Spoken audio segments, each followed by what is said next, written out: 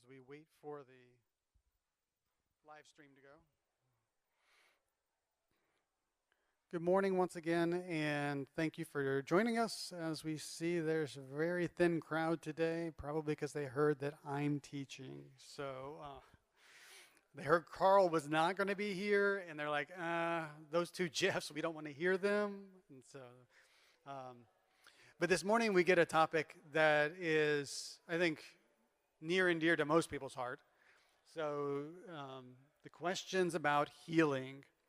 So we think about healing and we think about going to the doctor. I spent my time at a doctor this week and next week and all these fun weeks of going to the doctor. And when you go, the normal thing is that they ask you questions, right? What's your name? We've already heard Jesus ask the same question. Why are you here? What do you want?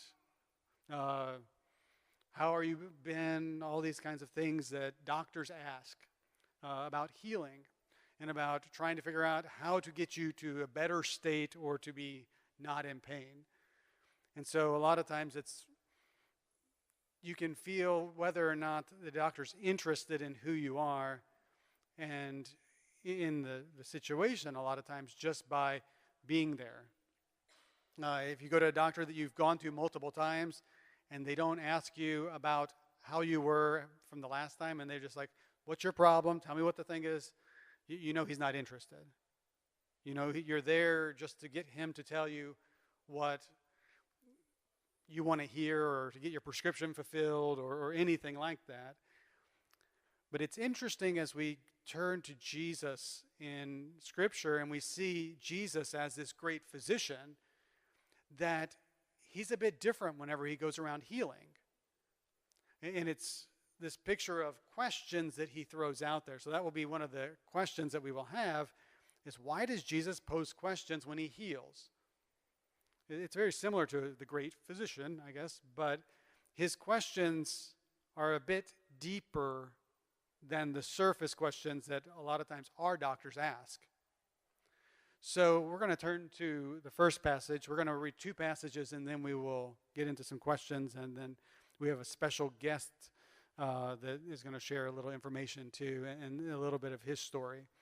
So I'm going to have to turn this way and read it. I don't have it written out here for me. So Mark chapter 10, verse 46 through 52 is the first passage. And they came to Jericho, and as he was leaving Jericho with his disciples, a great crowd, Bartimaeus, a blind beggar, the son of Timaeus, was sitting on the roadside. And when he heard that Jesus of Nazareth, he began to cry out, Jesus, son of David, have mercy on me. And many rebuked him, telling him to be silent. And he cried out all the more, Son of David, have mercy on me. And Jesus stopped and said, Call him. And he called the blind man, saying to him, Take heart, get up, he's calling you. Next slide. And throwing off his cloak, he sprang up and came to Jesus. And Jesus said to him, What do you want me to do for you? And the blind man said to him, Rabbi, let me recover my sight. And Jesus said to him, Go your way, your faith has made you well. And immediately he recovered his sight and followed him on the way. So the next passage, John chapter 5, verse 1 through 9. After this, there was a feast of the Jews, and Jesus went up to Jerusalem. Now there is in Jerusalem the sheep's gate, a pool, in Aramaic called Bethesda, which has 5 roofed colonnades, and in these lay a multitude of invalids, blind, lame, paralyzed. One man was there who had been an invalid for 38 years.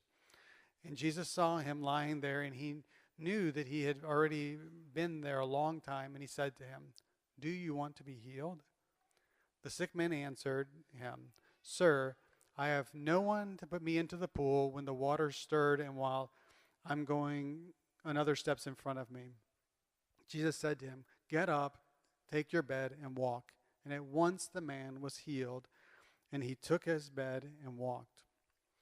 So our two questions this morning, you saw them pop up there.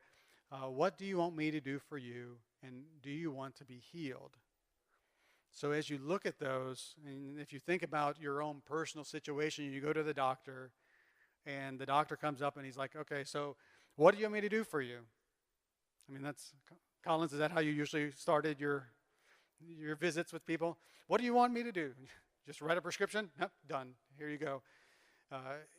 And that's one of those things a lot of times that Jesus is trying to find out more, but we see with Bartimaeus, he has a quick answer. He knows what he wants. And Jesus is like, yeah, your faith already healed you before you even told me. This whole picture. And then the second of the two was, do you want to be healed? And this would be an interesting thing to ask people as they walk into a doctor's office. Do you want to be healed? And a lot of times we go to the doctors to get maybe comfort or to get something to make the pain go away. But that healing, the long-term healing, sometimes we are not interested in that. We're happy dealing with it. You can see, I'm type 1 diabetic. I have a pump. I live normally. And if you were to ask me if I want to be healed, I really can care less. If I could be healed and not have to deal with it, I would be happy with it. But I don't go to the endocrinologist to be healed. He doesn't offer me any solutions to be healed. If I go out to a different physician, maybe he would offer something different. But that's that situation. So this guy, 38 years. I've been type 1, I think, for just about 38 years. And it's one of those things, you just deal with it. You deal with your pain, you deal with your problems, you deal with whatever it is in that healing. And this guy that's been sitting there, he's like, people just jump in front of me. I don't get in there quick enough.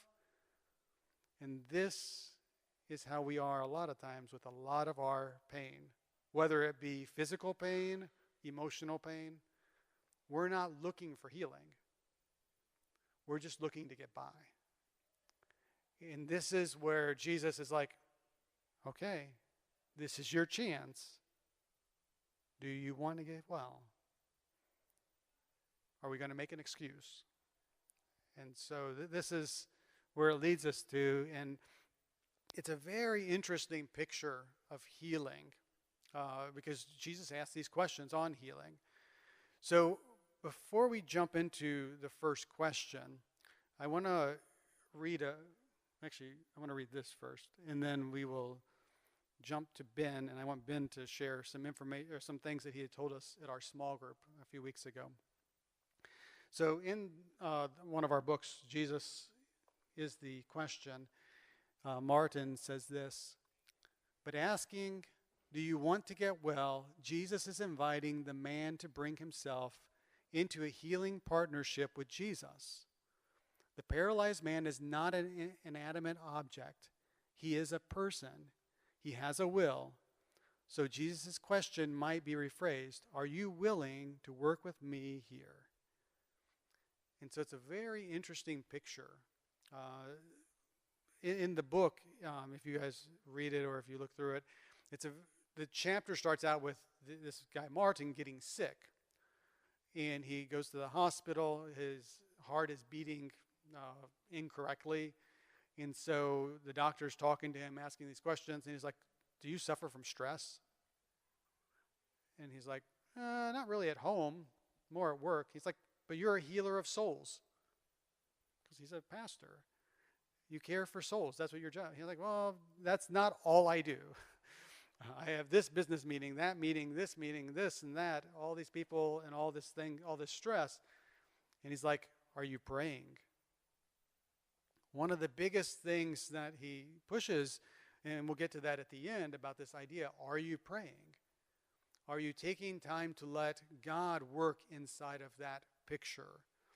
Whether or not it's this partnership with Jesus and this guy, and the same as with our physical doctors today, are we allowing God to come into that and be part of that partnership? And so as I stop right there, I'm going to let Ben come up and share a little bit of his story with us, or he can sit there and share a bit of his story.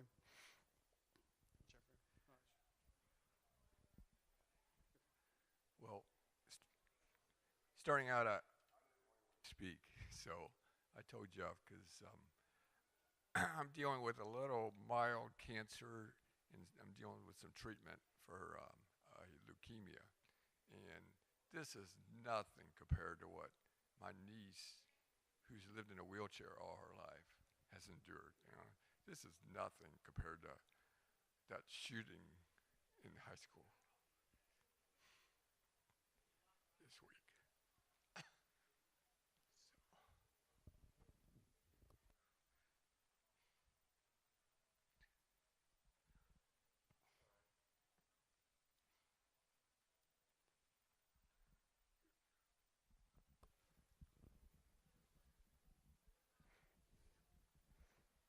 Yeah, and one of the things is with healing, there's healing everywhere.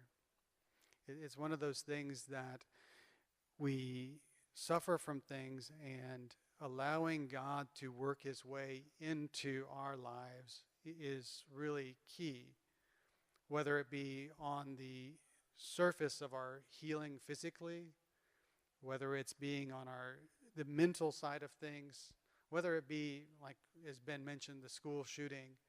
And there's two people that died, but there are so many people that are impacted all across St. Louis because of it. In the healing that needs to go on across the whole thing. And this really goes back to the two questions that Jesus asked. What can I do for you? And do you want to be healed? And that's where, our society as a whole struggles with this, even with this school shooting specifically. It's all about healing. There's healing that should have happened way before that. There were lots of opportunities. Do you want to be healed? And the answer was no. Our society a lot of times feels that way, I think. And that's where we struggle. Collins? I think that Ben he could get himself back together again. But I think, as you said, I was a physician for 40 years. And you have to be able to listen. And that's what Jesus is doing right here. He's listening to a story. And that's what we fail to do. You mentioned about the murder, killing. This young person was never listened to very well. People shunned him. He gave his loner history and all this. And just like this paralyzed man or a blind person or at Bethesda, they've been there, but nobody has really listened or helped them. And I think that's what our society we have to do, and that's what Jesus was. Last night I was putting my little boy, my grandson to bed, and we were talking about Jesus, and who is Jesus Christ, Christ Jesus? I said, yes. And I said, and what did he do? I said, well, he had miracles. I said, those are things he did for people, but there was a reason. But right here, he wanted, as a physician, I want to listen to what they have, but they have to open up to me. And that's what Jesus was saying. I'm going to heal you. He knew what he was going to do. He knew it before he even saw this. This person was even born. He knew this was going to happen, but yet he was there open. But he wanted someone. You have to step out sometimes and say, hey, I need help. And he did. And he knew that Jesus would listen to him, whereas others hadn't. And I think, that's what Ben, Ben is, he's such a humble person. He's such a, his problem is, in any patient, who comes in, their problem is what they have to deal with right now. It's a problem. But relative to someone else who's in a wheelchair, I had a sister who's been in a wheelchair with polio for years and years and years. But yet, that's their problem. And they understand that. And like Ben understand his problem is nothing like his relative, but yet, it's a problem. So you have to open up to something. So you go to the doctor to get better. And that's what this guy was doing. When they went in need, but they showed their faith. And Ben shows his faith.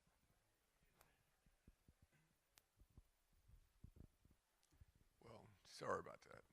I knew that teacher, so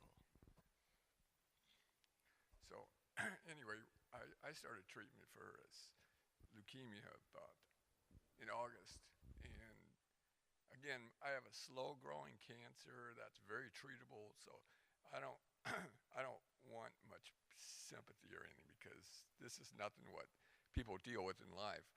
However, I thought I'm going to the doctor. I'm going to see these specialists. These really smart guys, and why not glorify God through this somehow? Because I'm 60. I might live another 20, 30 years. I might live another couple weeks. Who knows, because two things we know in life, right? We pay taxes and we die. And I've been paying taxes now, and dying's going to come eventually for all of us, right? So I thought, well, and I start my consultation sessions with my oncologist. These guys, they're pretty well known at BJC. I'm going to ask them to pray with me. And he agreed with it because I told him, I said, WebMD, the Mayo Clinic, they have done studies that show that people who pray are much more effective in their treatment, whatever that treatment is, when there's prayer involved. And so I told him that. Said, hey, I believe that. And he said, sure, go whatever you want to do. This first time I prayed with him, it was tough. But second time or third time got better. And now I don't always pray with him, but I always, like this last Monday, I told him, the fellow and the oncologist, I told him, I thank God for you because God gave you a good brain to help people, and you're willing to use that to help people. All these cancer treatments, and man, all these cancer patients, there's a lot of them. Cancer is really prevalent in our society. So anyway, that's the last part of that chapter 7 is really interesting, where the author says, Jesus asks these questions to people who want to be healed. How many people ask Jesus, what do you want us to do for you? And I thought, wow, that's a good question. Well, why can't we ask the Son of God, God himself, what should we do for you? And I guess that's what I'm thinking. Whether I'm dealing with this minor cancer, or whether I break a leg, or whether I have a heart issue in the future, I got to use that to glorify God. And because we're going to die, if he heals us of something immediately, whether he healed that blind guy, he still died 20 years later, 5 years later, a month later. He still died. Lazarus came back from the dead. He still died again. So if I'm healed from whatever I'm dealing with, whether it's emotional stress from this shooting in the high school, or whether it's this cancer, or whether it's whatever financial, I'm still going to die. So would take whatever struggle I have, glorify God with it. And life seems a lot more meaningful, doesn't it? Whatever it is. Because then we can use whatever struggle we dealt with to minister to and be understanding to another fellow human being. Thank you, Ben. Anybody else have any questions for Ben? Or I know that one of the other things that you had pointed out to us is that the importance of praying with your doctors. So I know that Collins and him had started off doing that together, and then he's continued to do that with his other doctors. And that's this whole picture that it's interesting with Martin in the book. His doctor asked him about it because it seems that he wasn't focused on that as a pastor. And that's where I think that key piece is of letting God's hand be there and letting him guide it. So no matter, like he said, if he lives or dies, it's keeping God there in front and letting God be glorified through whatever happens. So I think Encouraged me to do that too, because he's prayed with his patients. He's encouraged me to do likewise, because it's not unusual. People can do it, and it's very helpful. So what about this question that Ben posed? So why doesn't anyone ask Jesus the same question? Any thoughts? We don't have anybody. So, I mean, throughout Scripture, we don't see them, Jesus, what can I do? I think the closest was we had talked about it some, that the demon-possessed guy that is there with Jesus, and he's like, Jesus, let me come with you. And Jesus is like, no, you need to go back to your people and tell them what God has done for you, how God has been glorified in you. But that's about the closest. Well, it just occurred to me we might not ask him because we don't want to hear the answer. Just, I was thinking of the rich young ruler. He asked Jesus, what do I do? And he did not like the answer.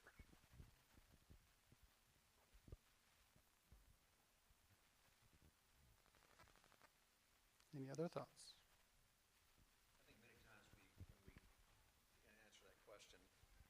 when we come in prayer many times, we need something. And obviously we need everything from God, but yet we always, when we approach Him many times in prayer, there's a lot more prayer being said when COVID pandemic's out there or when there's been a big murder, killing. It's not when it's good. When times are good, you don't quite quote need Him as much, end quote. I mean, obviously we need Him all the time, but yet that's how we look at things, and that's what we do. And just like the paralyzed, I mean, they need Him because they have a need, but yet they don't realize that, if we put God first and say, hey, what can I do for you? And I have failed that many times, but that's what I think we're talking about.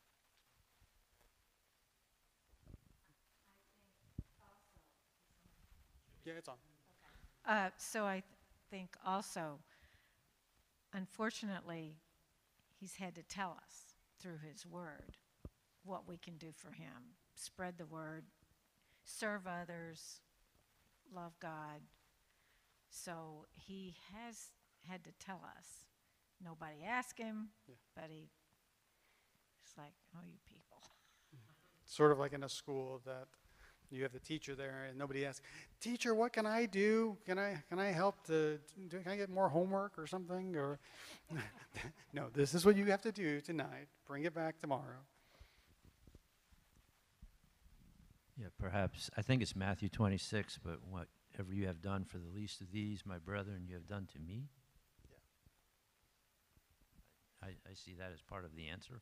Yes, I agree. Yeah, I guess the one thing that comes to mind to me is that Jesus said that it's not the healthy who need the physician, but the sick. And I guess I see it as really important to recognize that you need to be healed. Otherwise, you're not going to go to the doctor, right?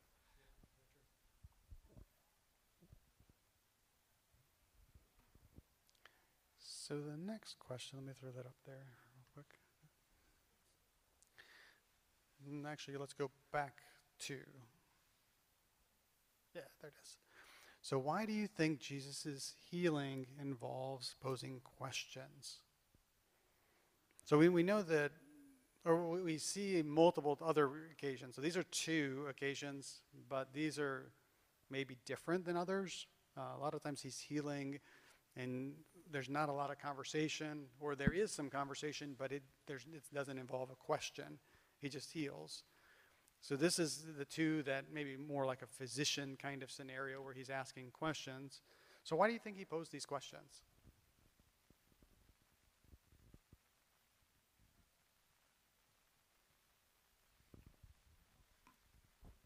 I think you guys have talked about it before. I think it's the difference of donating money to a charity versus going out and helping people. So I think, Christ could have healed anybody, right? But I think part of it is I know you, you're important to me, you're an individual. And so I think there's that distinction. I think that's part of it is, hey, I want to have this relationship, this moment with you. And, this is personal, not just, I could do this for everybody. And so it's just an act of kindness. And I think sometimes He gives us a chance to try to think a bit more about what we need, what we want.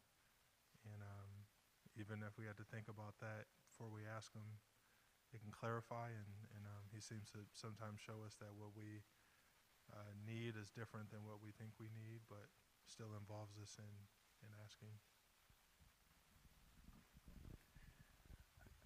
Also, Collins has said this before months back, but it's been proven there's a direct connection between spiritual, emotional, mental health, and physical health. There's a direct connection, whether it's a placebo effect, whether it's God working in the situation, whatever it is, there's a direct relationship. And Jesus knew that. There's a direct relationship between physical health and, now spiritual health can't always heal blindness and what have you, but there's a lot of things that cancers, stomach issues, digestive issues, a lot of things that are hampered because spiritually they're not healthy or emotionally or whatever. So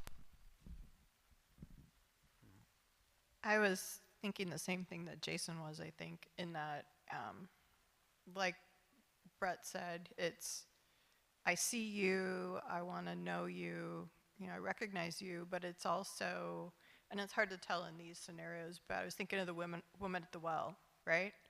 And Jesus asks her all kinds of questions, and I think he's trying to get her to think about her situation and figure out, what is it you really want?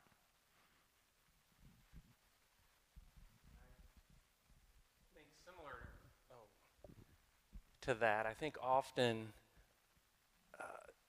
it's like a diabetic, and their foot's rotten off. And, hey, doc, can you give me a salve for this? And the doctor says, your foot's got to come off.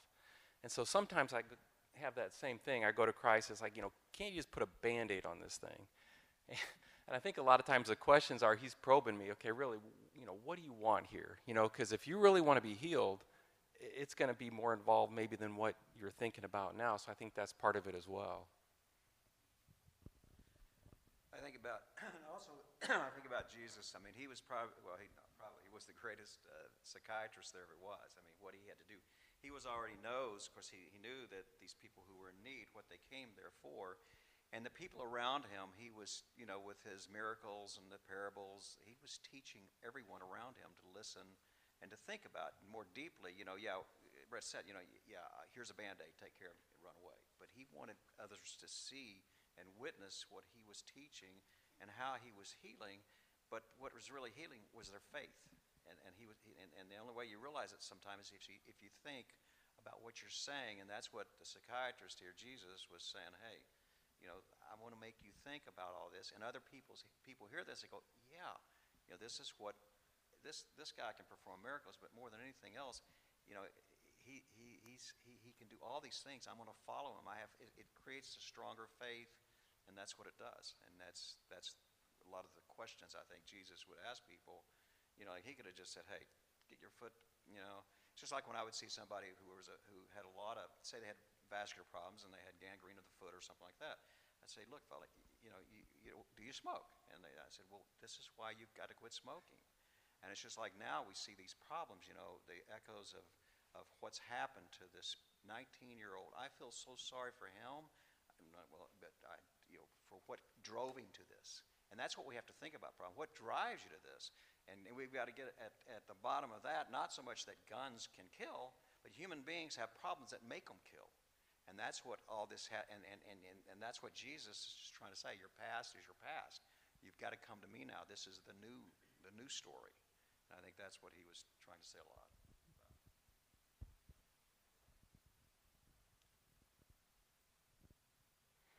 So one of the other things I want to point out about this story that's sort of interesting, as we looked at the Mark passage, I particularly chose that one. This scene happens in one other place. I think it's in Matthew. But Matthew's different because it does not give a name of the person. Mark gives a very, very, very specific name of a person, Bartimaeus. Then he's like, the son of Timaeus. And it's like, so as you're reading through, so Mark, is the shortest gospel. He leaves out lots and lots of details. But this one healing, he decides to put not only the guy's name, but his dad's name too, in order to identify, it's like first and last name. Benjamin Meringer or something like that, saying that we're making very clear who we're talking about. Whether everybody else knew him or not, we don't know. Today, all we know is Bartimaeus, and we know probably the blues song, the Blind Bartimaeus song that they used to sing all the time, and so that's all we know of him. But Mark knew it was very important that Jesus had some kind of connection with him. So whether he was one of the disciples afterwards, we don't know. We just know that Mark makes it very key that he puts his first and last name, or his name and his father's name, there. And that it meant something to him, that his faith and this healing didn't really matter what the healing was almost. It was that he had enough faith that just by Jesus asking him the question, what do you want me to do for you? He was already healed at that point. So very powerful picture, I think, of Bartimaeus here.